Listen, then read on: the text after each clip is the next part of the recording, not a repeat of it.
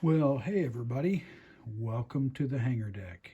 As you can see, we have a P3 all finished. Look at that. It just kind of went together quick this evening when I started on it. I didn't really have a whole lot left to do. I thought I did, but I really didn't. I had the nose cone to put on, had the wings to join to the fuselage, and the propellers to put on. And that was really about all I needed to do, and it was together.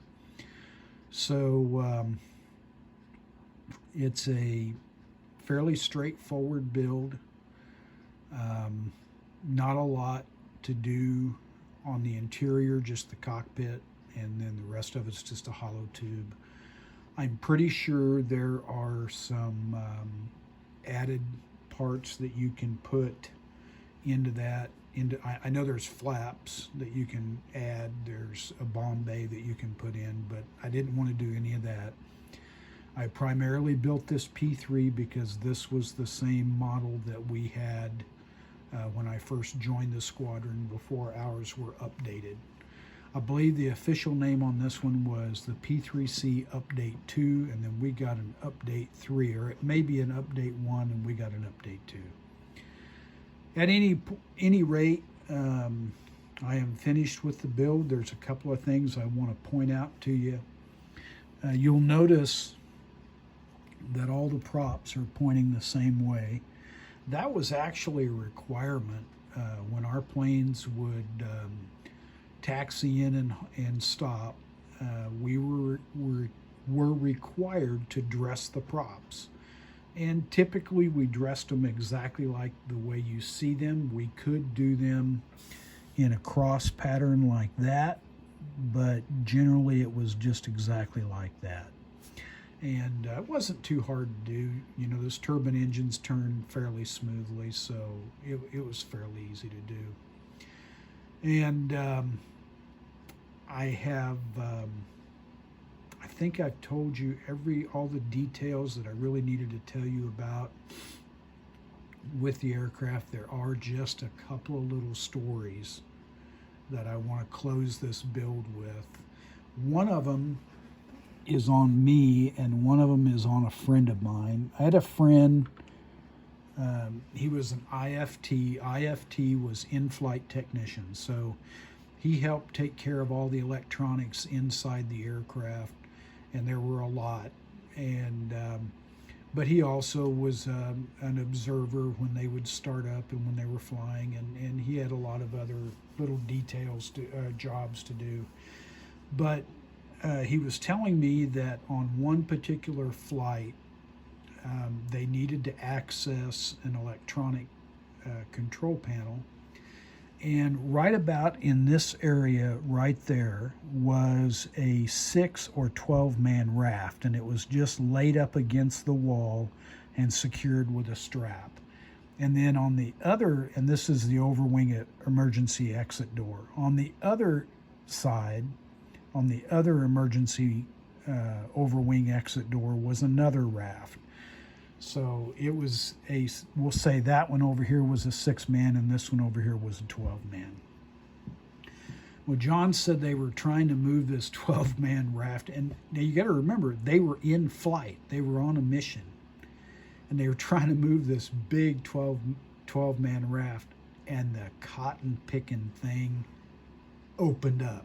It deployed. They pulled the wrong handle and they released the nitrogen into the raft, and the dadgum thing inflated inside the plane. So John said it effectively sealed the back aft of the plane from the forward aft, and obviously was not something they could continue. So they found the valve and they started letting the air out of the raft. And he said it took them quite a long time to get all the air out of that raft. And when they finally got it out, they got it stowed, and of course, you know, it took up a lot of room, but they were able to get around it.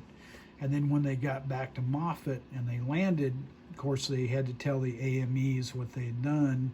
AMEs was Aircraft Mechanics Escape Environmental stuff. They took care of that.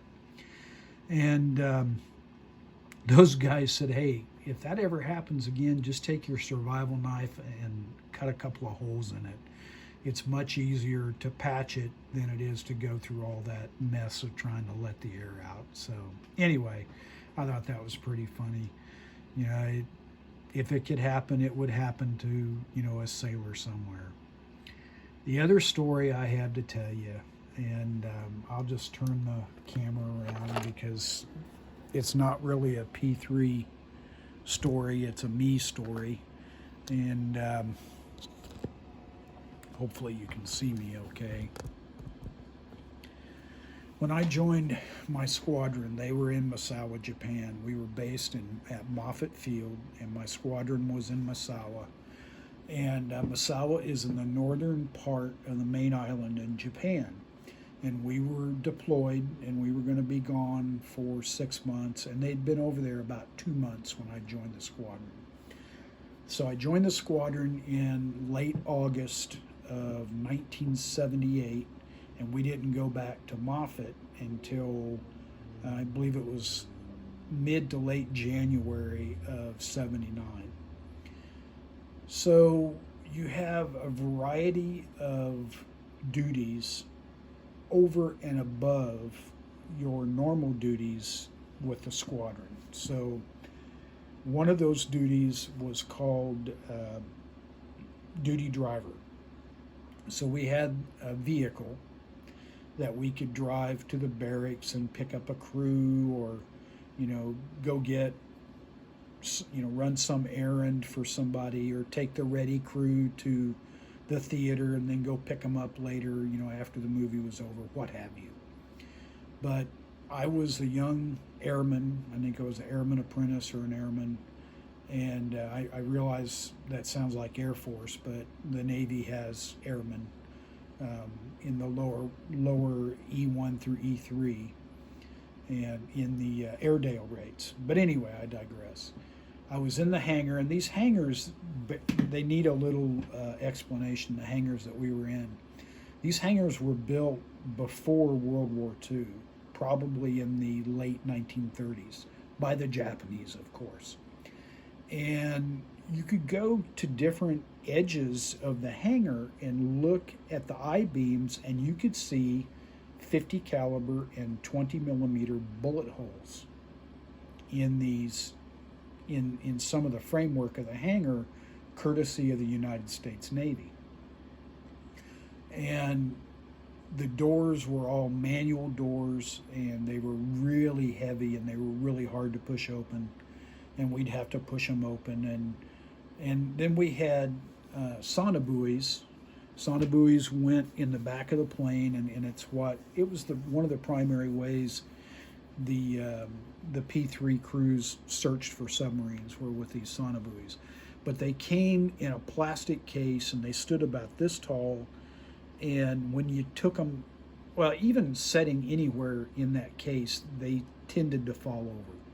I literally saw a guy ride his bicycle by a line of sonobuoys, never touched anything, and a third of them fell over. It was just crazy. Well, one evening I had duty driver, and we had I was in the office, and I told the officer of the day, I said, sir, I got to go to the head. And he said, oh yeah, you don't have to tell me, go ahead and go. And so I went down the hall and went to the bathroom, which is what we called the head.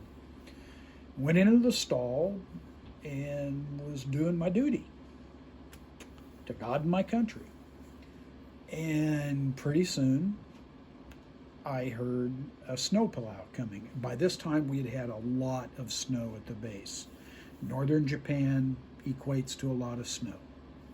And we had a lot of snow, and I hear the snowplow coming between the hangars. And it gets closer and closer, and then pretty soon I realize I don't hear any engine noise. And suddenly it dawns on me like a ton of bricks. This is no snowplow. This is an earthquake. And here I am, hopefully not to be too crude, but here I am sitting on the throne in this old pre-World War II hangar. We're in an earthquake, and this thing is going to come down on my head. And I thought, oh my gosh, they're going to find my body, and oh my. And you never saw anybody get their act together faster in your life. I had dungarees on. I got those up, got my shirt tucked in, pulled my coveralls up because it was cold out, pulled those up, ran out of the stall, ran over to the window, which was 6 feet away, and I could not get that. I was going to climb out the window. I could not get that sliding glass window open to save my life. I turned around, I ran out of the bathroom. Fortunately, nobody was coming. I ran down the hangar deck. There was a man door in the hangar. I ran through that man door because I wanted to be out of that hangar. And about the time I got onto the ramp, the earthquake quit. I went back into the hangar and I noticed two things. I noticed one thing, my heart was beating faster than it had ever beat in my life.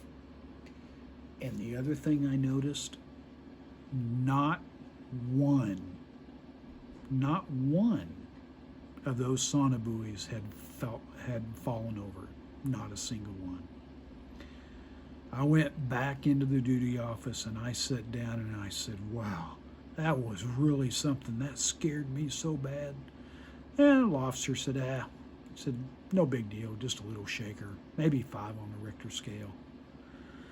Man, I was a kid from Kansas that the only thing I'd ever had to deal with was thunderstorms and tornadoes, and that I thought my little life was going to end right then.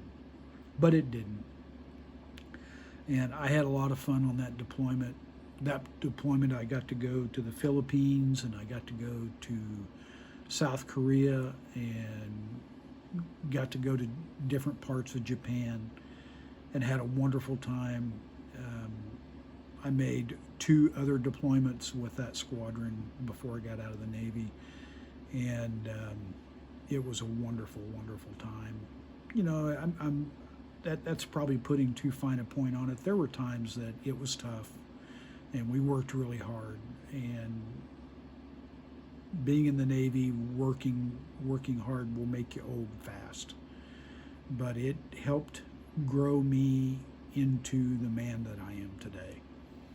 And I'm going to turn this camera around again here. And I have this girl right here to thank me for part of that. This P-3. We had 9 of them, and we tried our best to take care of them. I think most of the time we did pretty good. I was fortunate we never lost a bird from my squadron while I was in. One of our sister squadrons did lose a plane, and then later on another one of our sister squadrons lost a plane, and it was a tragic deal, and wouldn't wish that on anybody. Well, hey, listen, I've taken up a lot of your time. You guys have been very kind to follow and comment and share these videos, and I will continue to make them. I'm going to shift gears, and I'm going to make a anti-tank gun, a German anti-tank gun next, and so that'll be totally different than what I normally do, but it'll be good. It'll have some figures to paint, and who knows, maybe I'll do a video update on that. But in the meantime, as you exit the hangar deck, please be aware of the prop arcs. That's these right here. Be aware of the rotor blades, be aware of the jet intakes, and be aware of the jet exhaust. Be careful out there, keep it within the legal limit, and just know you got a lot of people counting on you, and we want you back. So take care, God bless you, and we'll see you next time.